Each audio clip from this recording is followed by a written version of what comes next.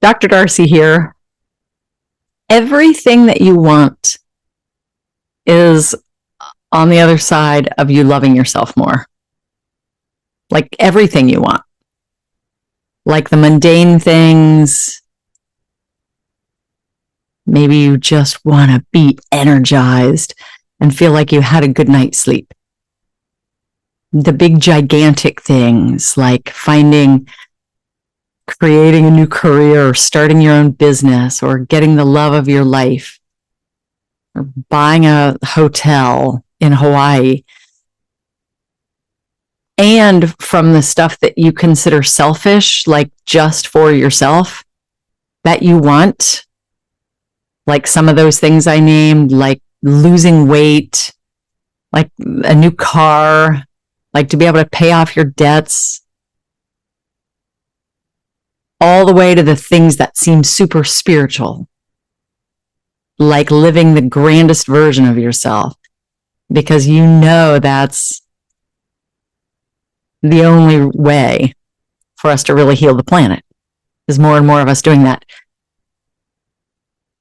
All of the stuff you want, the inner stuff, the feeling of peace and security and safety and spiritual connection, and the stuff externally with your health, wealth, love, self-expression, all of it is through you practicing loving yourself more. There's just no getting around that.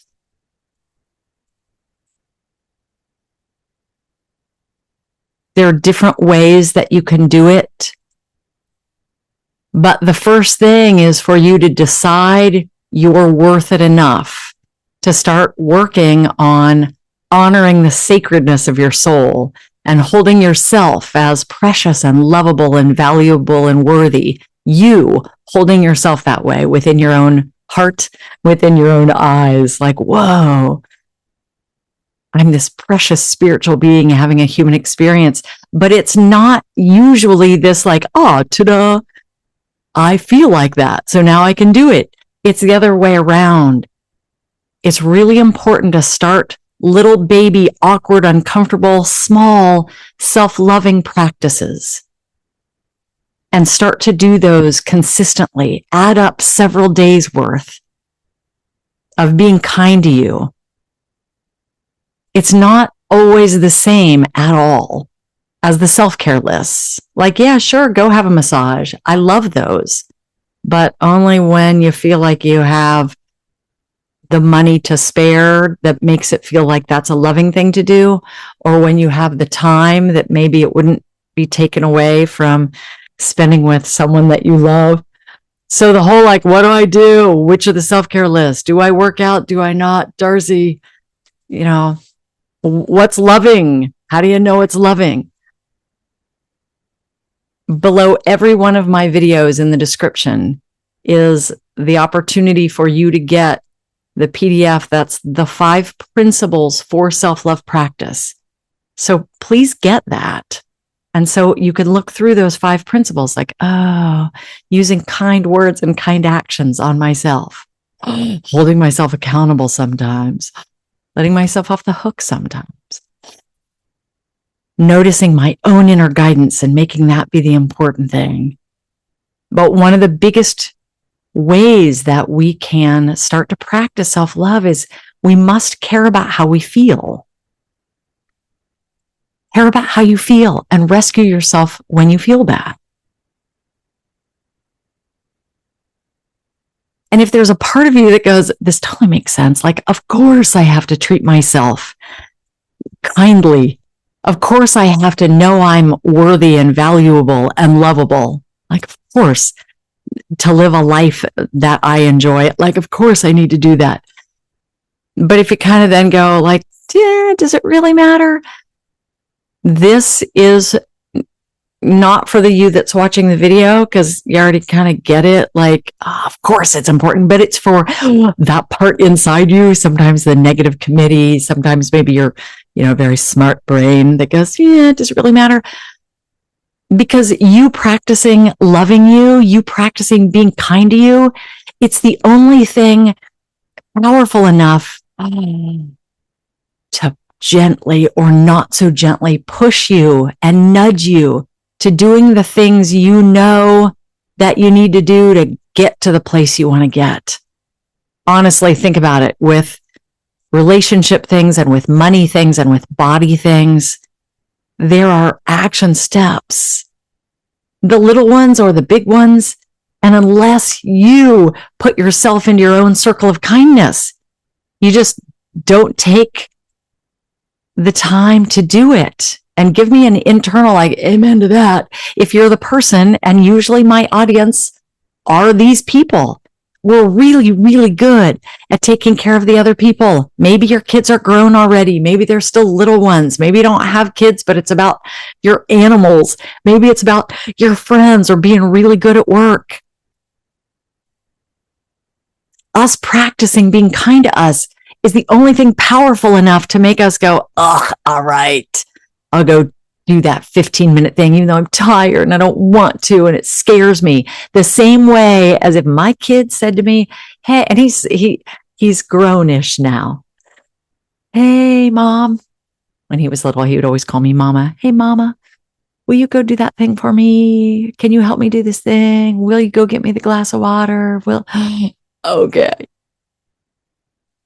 You practicing self-love. You practicing being kind to you and respectful of you and honoring you and listening to your own inner wisdom.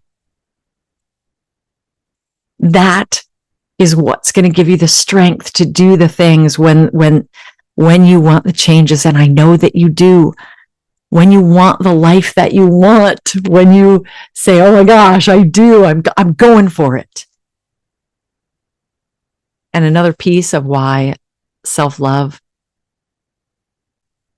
is the step that most of us have been missing to get us where we want to go. And this is one that I love, is that it lights up the path that's right for you at the time that it's right. Have you ever known something like maybe it was a book or maybe it was a program or maybe it was something and people were like raving about it and you just couldn't get yourself interested, or you tried and you were like, it's not really for me. Maybe it was a podcast. Maybe it was a speaker. Maybe it was something at work, some big program. But when it was time for you to make some kind of change, maybe that same book or that same program sort of dropped in your lap, or maybe a whole new one that you're like, how have I never even heard of this person? How have I never even heard of this? I just want you to gently hear that when you start practicing loving yourself internally and externally, the inner dialogue, the outer action steps, those things, they light up. And the big pieces, because when you're loving you, do you know that you start raising yourself to the frequency of the field of consciousness? You start raising yourself to the vibration that is the real you. I always say that this human part, and I love our human selves. I love our human bodies. I love what we get to do here, but it's only, from my perspective, it's 0.2% of us. The other 99.8% of you and of me, it's the invisible. It's the place, it's the energy where you're literally connected to the universe, to the divine. It's that inner being place that Abraham Hicks talks about. It's that infinite intelligence. It's that higher self version of you. And what happens when we start being willing to practice loving ourselves more, we actually raise our frequency to that. And that's why all of a sudden it's like, I have an inkling to do this, or, oh my gosh, that seemed to just drop in my lap. My name is Dr. Darcy Lord, and I'm a self-love expert, and I want you to start moving with being kind to yourself. You can, like I said, get the 5 principles for self-love practice. It can get you started. If you want my assistance, if you want some programs or some guidance, then put your email for me in the comments. I'll put you on my email list. I'll reach out to you. But whether it's me or someone else, if there's any semblance that you can hear inside of this, like, of course it makes sense. Of course it's the thing that we haven't tried on the planet, or maybe just you personally. If you can feel resonance to, like, I can feel the magic possibility of when I start to be super kind and loving to myself, then I want you to move on it in some way. And here's the thing I give almost all of my coaching clients and classes is to ask this question. If I chose to be kind to myself, what do I need right now? And just sit with it, and then do some inner quiet or external action step to do that. If you haven't already, please give me a thumbs up. Please subscribe to my channel. And more than anything, keep working on loving yourself because you deserve it. And that's how you hatch the highest life that you want. Thank you so much for watching. I'll see you again next time.